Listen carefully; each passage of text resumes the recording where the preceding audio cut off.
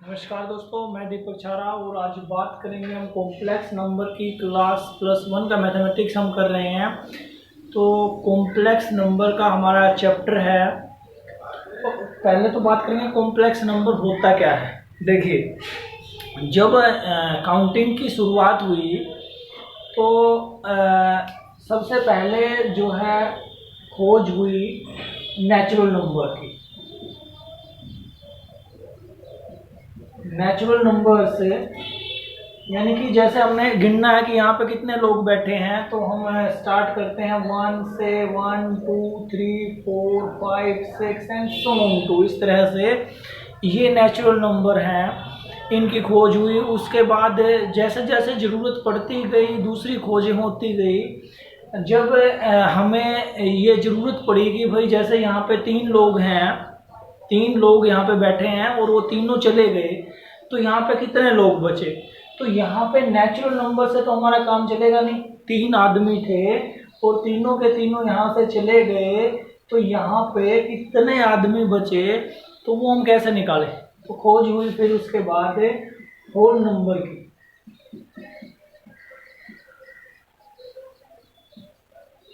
Whole number की तो whole numbers में हमारा 0 और इंक्लूड हो गया। नेचुरल नंबर थे वो तो थे ही सारे के सारे, लेकिन उसमें हमने किसको और जोड़ लिया, 0 को और शामिल कर लिया। लेकिन इतने से काम नहीं चला। फिर हमारा जैसे यहाँ पे ये हो कि भाई 3 - 5 निकालिए। हमारे पास 3 रुपये थे और मैंने किसी को 5 रुपये देने हैं, तो उसको हम कैसे सोल्व करें। तो फिर खोज हुई इंटीजर्स की। इंटीजर्स में हमारे जो होल नंबर थे वो तो थे ही थे, उसके अलावा 1 2 3 4 ये तो थे ही, 0 से लेके 0 से छोटे नंबर और हमने खोज लिए, -1 -2 -3 एंड सो ऑन। तो ये सारे इंटीजर्स इसमें शामिल हो गए। अब इस इंटीजर से भी काम नहीं चला हमारा। जैसे ये हो कि हमें ये डिफाइन करना है कि हमारे पास एक रोटी है और उसके हमने 4 टुकड़े कर दिए, तो ये जो एक हिस्सा आया है इसको हम कैसे डिफाइन करें। तो इसको डिफाइन करने के लिए जो है टोटल 4 हिस्से किए हमने और इसमें से एक हिस्सा, तो 1/4।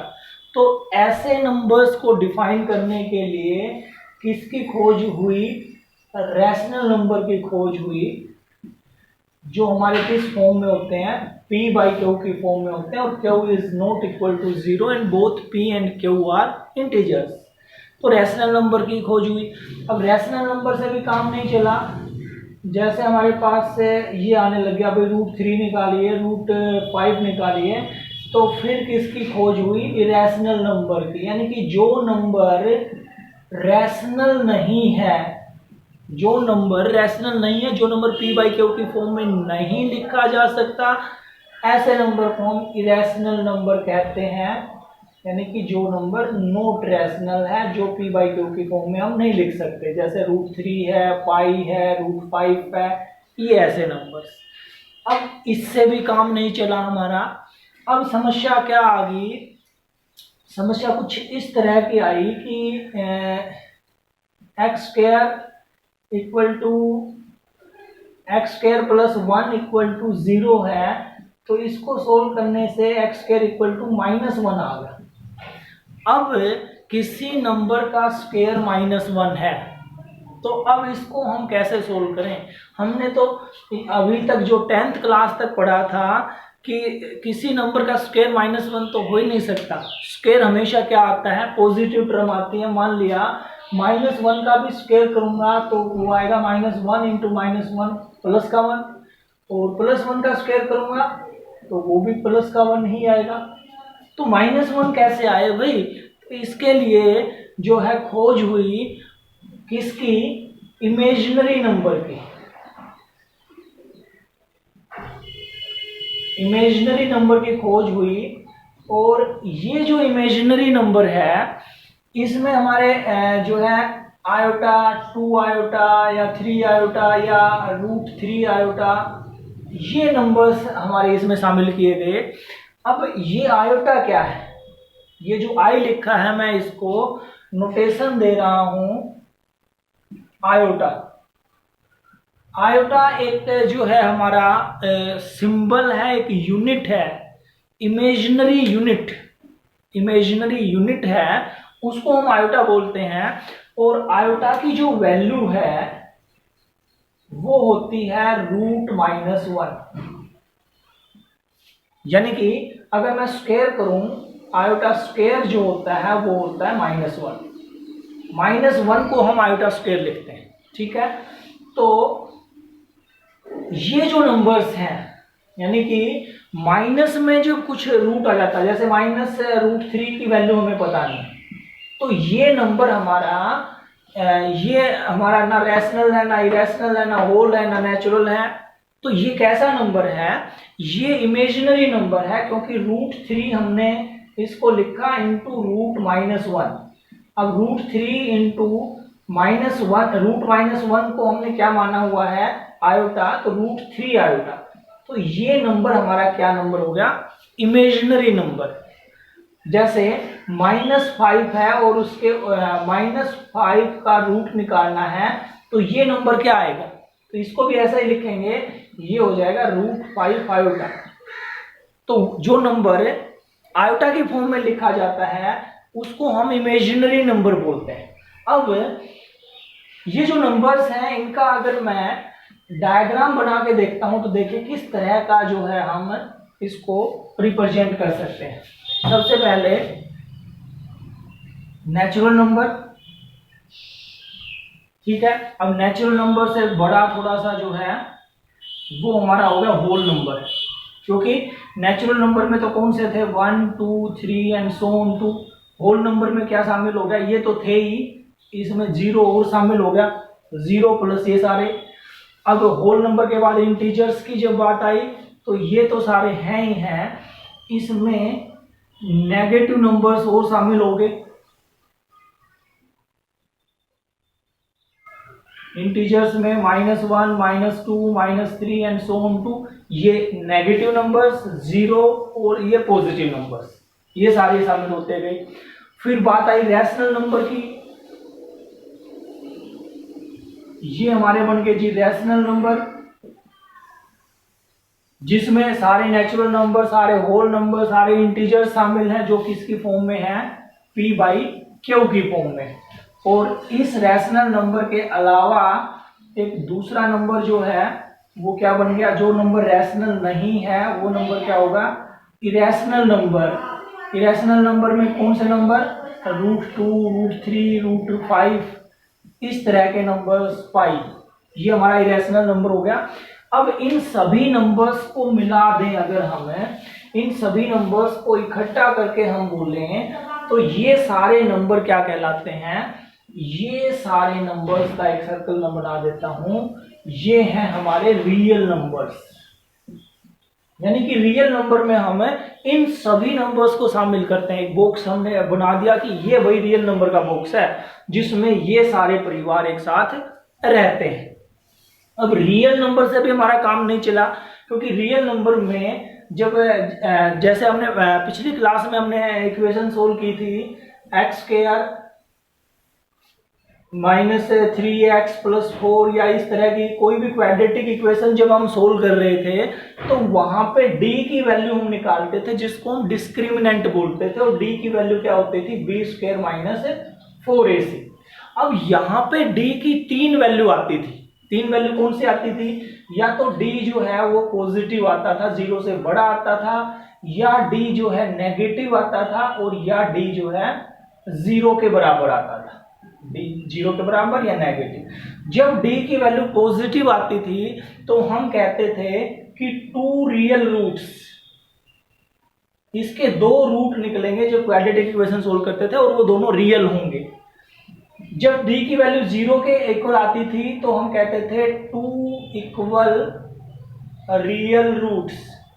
2 रूट होंगे और दोनों के दोनों रूट क्या होंगे? इक्वल होंगे। और जब नेगेटिव आता था तो हम लिखते थे नो रियल रूट, इसका रियल रूट नहीं होगा।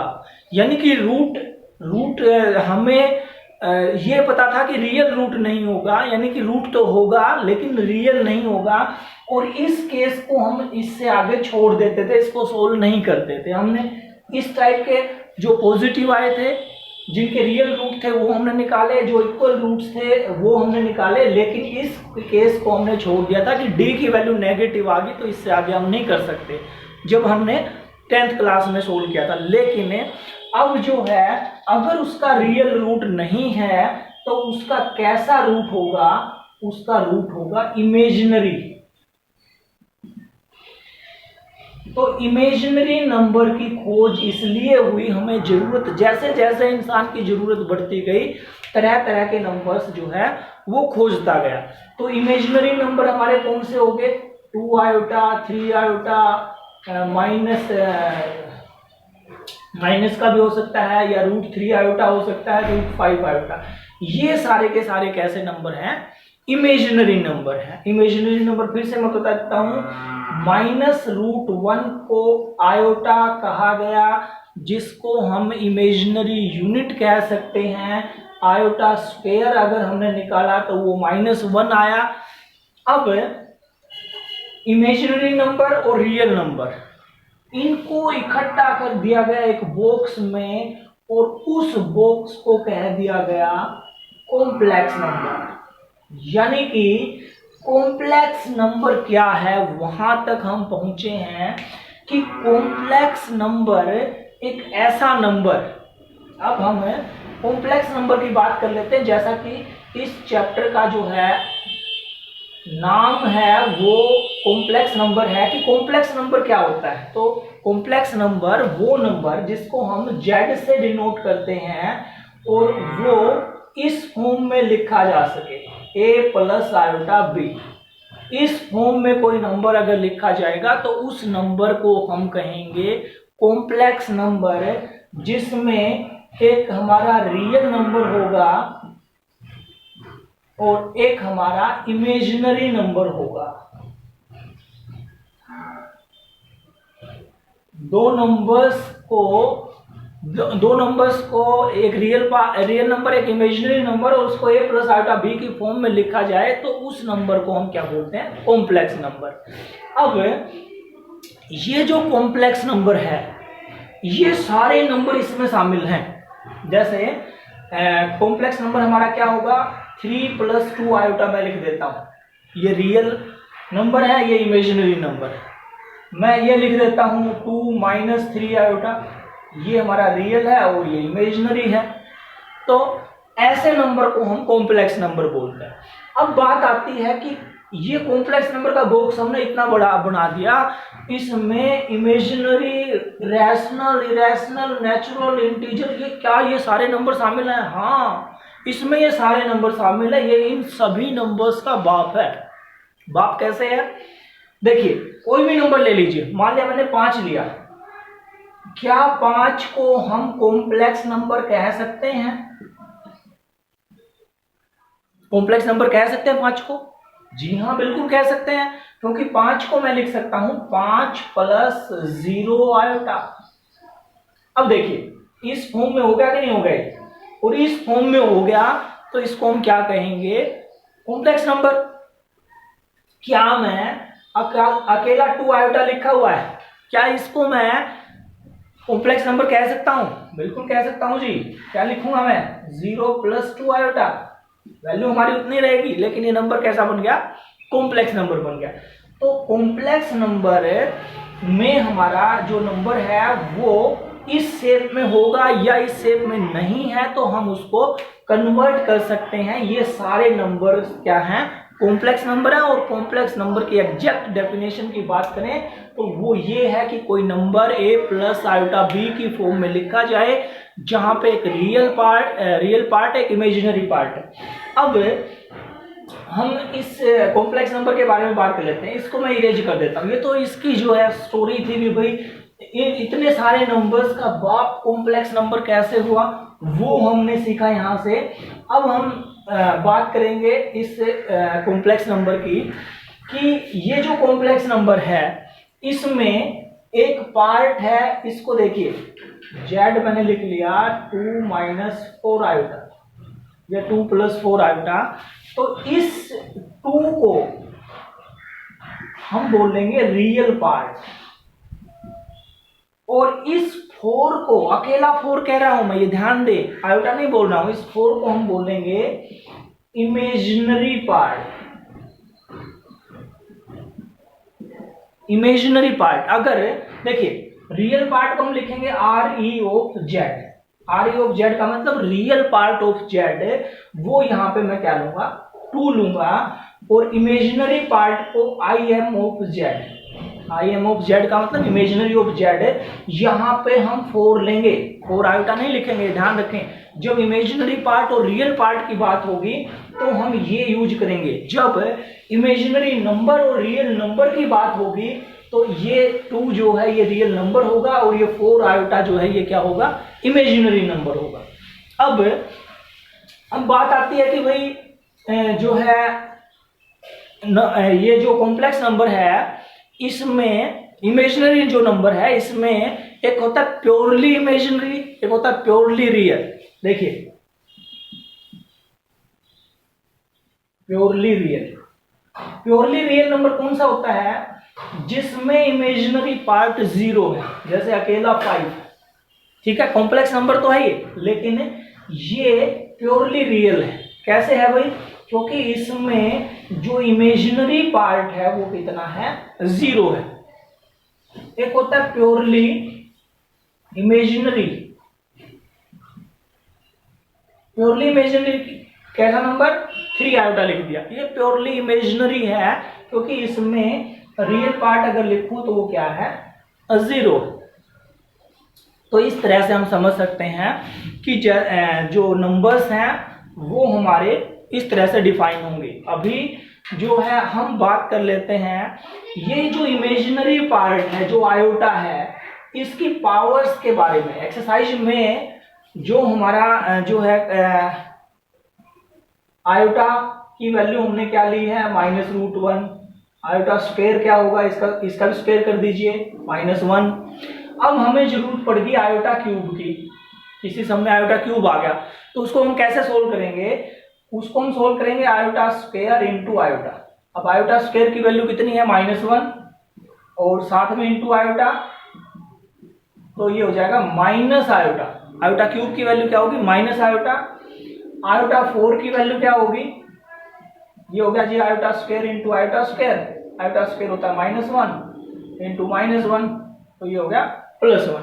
तो यहां से ये 4 चीजें हमने ध्यान रखनी है, क्योंकि एक्सरसाइज में क्वेश्चंस जब करेंगे तो वहां पे जरूरत पड़ेगी। आयोटा की value √-1 iota square, -1 iota cube, minus iota, और आयोटा की पावर 4 जो है वो क्या होगा, +1। अब इससे बड़ी पावर दे दी, जैसे आयोटा की पावर 7 दे दी, तो हम क्या करेंगे, इसको 4 से डिवाइड करेंगे, 4 की फॉर्म में 4 से डिवाइड करेंगे, तो ये आ गया आयोटा 4 और आयोटा 3, क्योंकि 7 के जब टुकड़े करेंगे, 4 के टुकड़े हम करेंगे, तो आयोटा 4 का मतलब तो होगा +1, और आयोटा क्यूब का मतलब होगा माइनस आयोटा।